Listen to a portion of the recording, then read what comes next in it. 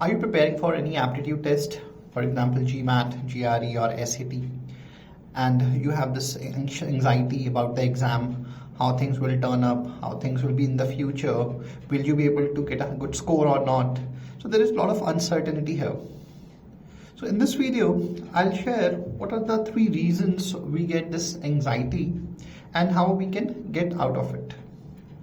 So normally what I have seen in my career, or when I prepared for the aptitude test, or I've prepared for CAT, GMAT, GRE, and all other aptitude tests that happens in India.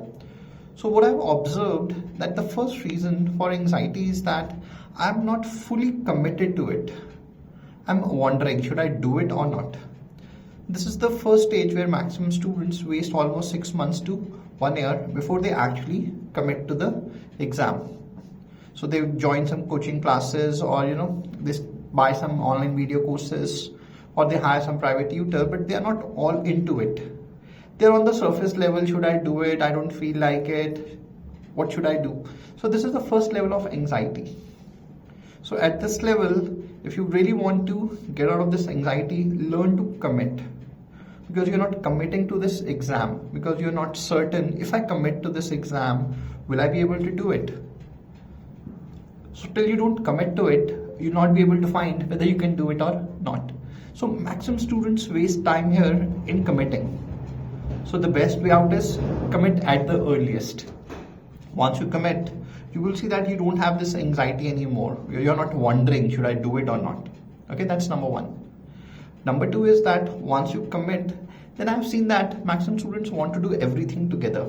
For example, yesterday I was talking to one of the students, and he joined my classes last month, and he's 21, and he said that I want to prepare for GMAT, and I want to get into my business. His father has a business and he wants to take that business to new heights. Now he's learning every aspect of the business, plus he's learning about GMAT, and now both the things are new to him and he's not good at both of them. So he's struggling, and he already prepared for GMAT for last 1 year, and he scored for 485, which was not a good score, and he wants to score around 655, 665. I told him there is no problem with your intelligence, you have the capability, but because you're moving from one thing to another, because he keeps thinking about GMAT and his business all day long rather than actually doing it. So in this case, if you're just trying to do 2 things, for example, there are students who are preparing for CAT, GMAT, GRE, they're preparing for every exam, and they're not able to score in any of these. They get into the average scores in all of these, which is good for nothing.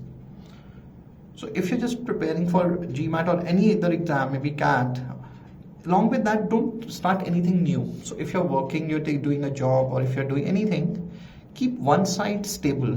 Don't try to grow in your career plus prepare for GMAT. Because when you grow in your career, you have to focus. You have to learn new things. You have to invest energy.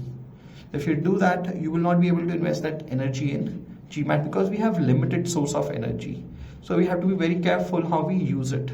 So learn to prioritize. So the best way out is, if you're doing, doing your job as well as GMAT or any other aptitude test, just focus on one thing. Either drop the plan of preparing for any aptitude test and keep your focus on your career, or just keep your career stable, keep doing what you're doing, and put all your effort in any aptitude test, for example GMAT or CAT or GRE. So that's the second reason. First is to commit. Second, don't try to do a lot of things, because here we get too motivated. Third, once we commit, then learn to do the things in small parts. For example, so when we commit to, let's say, to GMAT or CAT, at that time a student focus on, okay, I want to do maths, I want to do English together. So what happens is, if you're good with maths, then you can manage English, or if you're good with English, you can manage maths. But if you're okay with both of them, in that case, focus on one thing. Further, let's say you focus on verbal. So in GMAT, if I talk about, there are only 2 sections in verbal. One is critical reasoning, other is reading comprehension. In that, I also focus on one section at a time. So probably focus on critical reasoning. So once you do it on critical reasoning, further divide into one type of question. So for next 1 week, I'm going to do only one type of question. So what happens once you start going into one direction and your focus is limited? You grow faster. there will be anxiety because once you fail in one section, for example, you are doing CR and you're focusing on weekend questions, initially you will face difficulty. So once you face difficulty, your mind would say, oh, let me do something else. No, put your focus there, stay there, go through that failure. Because once you go through that, you're training yourself for emotionally investing into something. Because problem is not that you don't understand, problem is your focus. You're not able to concentrate on one thing for an extended period of time.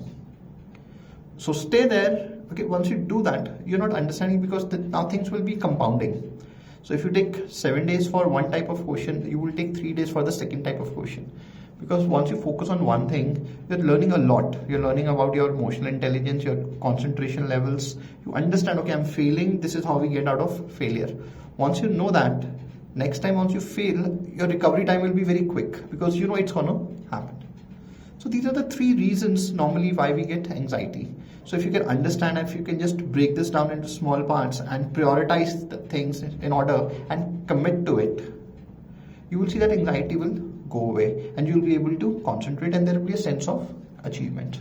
Try this out and see if this helps you to get over with your anxiety. Thank you.